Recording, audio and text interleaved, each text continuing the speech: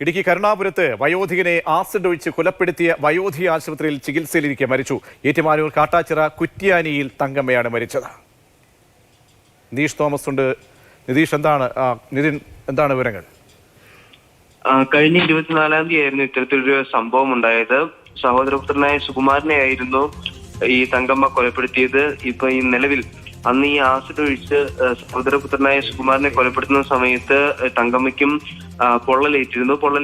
പൊള്ളലേറ്റതിനെ തുടർന്ന് ചികിത്സയിലായിരുന്നു ഇടുക്കി മെഡിക്കൽ കോളേജിൽ. അവിടെ നിന്നും വിദഗ്ധ ചികിത്സയ്ക്ക് വേണ്ടിയിട്ട് കോട്ടയം മെഡിക്കൽ കോളേജിലേക്ക് മാറ്റിയിരുന്നു.